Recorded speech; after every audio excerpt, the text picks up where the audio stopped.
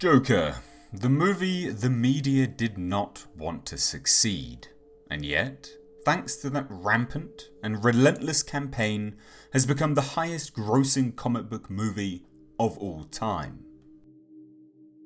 In today's video, I will explore the production, the ups and downs, the media outrage, and posit my thoughts on why this occurred, whether it was justified, and then I will round out with where we currently stand with Joker, thoughts on sequel potential, whether the Joker will likely win any Oscars, and of course, whether or not the Joker even warrants this sort of attention and profit. If you do like the content of this video, then please do hit the like button and make sure you subscribe for more content like this in the future. At 10:10 AM on the 8th of November, Forbes published an article that echoed many outlets in the Hollywood trades. The Todd Phillips directed Joker movie has become the most profitable comic book movie ever, beating out Endgame in terms of its takings. Despite Endgame earning more money overall, Joker had a much smaller budget, and as a result, with its $955 million worldwide total, the DC Warner Bros. Movie has earned an incredible 15.3 times its production budget. As the movie was only made for a meager $62.5 million, you can see just how much of a staggering achievement this is, and how it is hugely profitable for Warner Bros. Disney, and by proxy Marvel, had fantastic success with Endgame. However, that film was made on a budget of $400 million, and so the $2.7 billion it took home is not nearly as profitable for Disney as the Joker was for Warner Bros.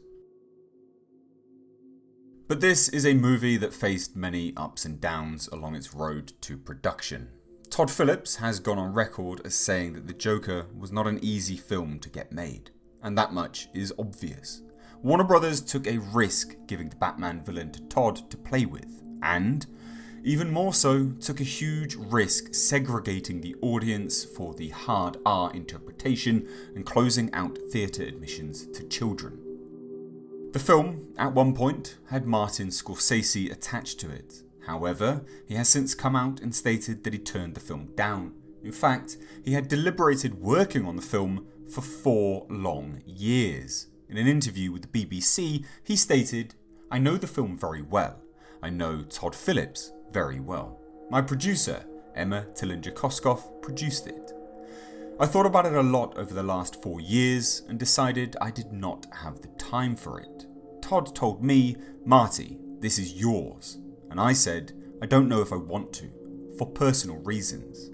I didn't want to get involved, but I know the script very well. It has a real energy, and Joaquin, you have a remarkable work. For me, ultimately, I don't know if I make the next step into this character developing into a comic book character. You follow? He develops into an abstraction." Now, this point about Martin Scorsese attached to the film is important, as it marks the first of the aforementioned ups and downs this project faced.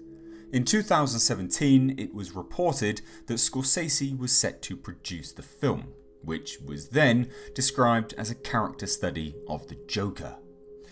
This news would reach a huge audience, many who may otherwise have not been interested in hearing about the Joker.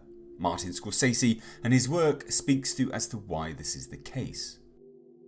Many would be happy with this news, many would be wary, and some would be dismayed, but it got people talking, a huge up for Warner Bros. And their fledgling film. However, Scorsese would quietly leave the project, and rumours would surface as to why, causing the first of its many downs. So, Todd Phillips would then take the reins of the production, have his take on the Clown Prince of Crime greenlit at Warner Bros., and this would be a red flag for many. Todd Phillips, although many would now say was clearly the right choice for the directing role, back then was known pretty solely for his work on the Hangover series. A series that, when compared to the Joker, doesn't exactly gel. However, those familiar with comedic writing, comedic timing, were elated with Todd Phillips being involved. Why? Because comedic writers know timing. They're able to build tension, and this can lend itself incredibly well to both serious films, like Joker as a character study, or horror productions. Now, during production of the Joker is where we would get many more downs. Todd Phillips would share a screen test of Joaquin dressed as the titular villain, and many were critical of the makeup choice, and even some stating that this is not the final look of the character and he would be changed and altered for the final film, although this certainly was not the case. Then, during filming itself, there were multiple leaks. Videos and photos showing Joaquin Phoenix in various subway chase scenes and on the streets of New York. These leaks would persist, and along with videos and photos, we received the biggest leak of all: the script. This caused a lot of concern for people, due to the twists and turns the film was taking, and it's easy now in retrospect to dismiss these thoughts and events, but it was the case. When the script leaked and the plot details emerged online, many disagreed with the direction the film was taking. So, the downs continued. And from there, some ups. It was stated by Zazie Beetz that they were rewriting the film as they went, a collaborative project, and so the script that leaked was simply not the current product they were working from. A statement that later, with the release of the film, turned out to be a lie, although certainly not something that hindered the film in any way, shape or form. The trailers would then be released, and the ups would begin again. The trailer revealing incredible cinematography, fantastic acting from Joaquin Phoenix, and little to no story details. How a trailer should be. Hollywood, please take note. This is where the positive buzz started pouring in. Joker was getting rave test screenings reviews, premiering at Venice Film Festival, garnering an 8-minute standing ovation, and incredible reviews and first reactions. Sadly, Warner Brothers had a leak. Somewhere, the film began leaking footage. Whole scenes were circulating online, and although a down for the project in the short term, it was a high in the long term. People loved it. The scenes that had leaked were swaying people into watching it who had previously thought the trailers were not that interesting.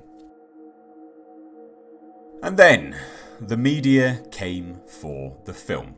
As you can see, even up until the media, arguably the largest down this film faced, the production of the Joker faced severe ups and downs, but none as low as the media's incessant campaign of hatred against the film. The headlines alone speak for themselves. Incel-friendly film. Joker film release sparks violence fears as US cinema bans film. Joker viewers around the world walk out of cinemas. Why I won't be seeing the new Joker movie. Joker has toxic fans. And these are just about the film itself. The Joker also received numerous headlines from the various media outlets stating how the film would incite mass violence, shootings, and calls to the mentally unstable to propagate violence in the streets.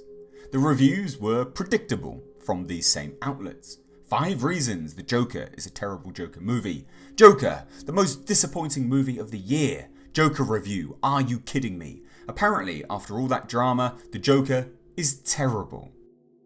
These reviews were, as mentioned, predictable. The media had a sustained campaign against the film. But why?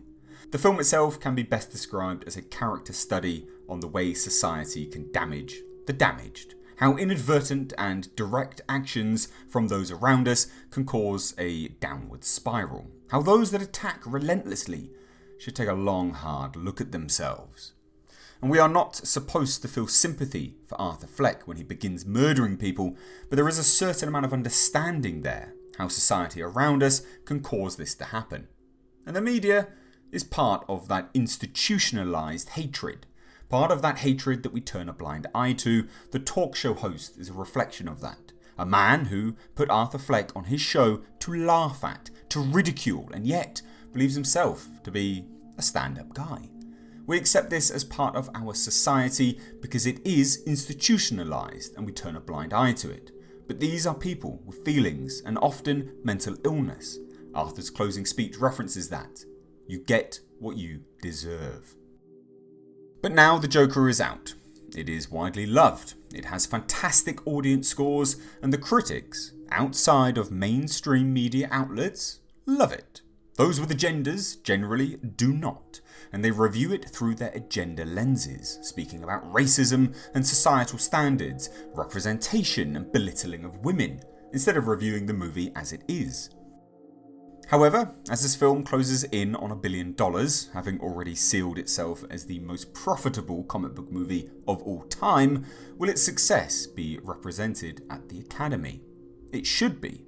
I think most people who have seen the film will agree with this statement. It should be. But it is my belief that it has a chance of being snubbed. The Academy itself is very finicky when it comes to awarding comic book movies, even a comic book movie such as this. And lastly, does this film deserve the praise and attention it received? Absolutely. This is a must-watch for fans of cinema, even removing the comic book element from it. This is a fantastic piece of cinema. Technically, it's great. Subjectively, it is also. And so, will The Joker get a sequel? Well, there are some talks of this, but the jury remains out on this at this point in time. So I am curious as to your thoughts, so please do leave them down below. I hope you enjoyed today's deep dive on the production of The Joker. As I said, let me know all your thoughts down below. If you are new here, make sure you do hit subscribe, and to stay up to date on the world of pop culture and movie news, hit that bell notification icon. Help support the channel by giving this video a like and a share, and also checking out my Patreon linked down below in the description box. Anyway guys, thank you so much for watching. I have been Mr. H. Take care.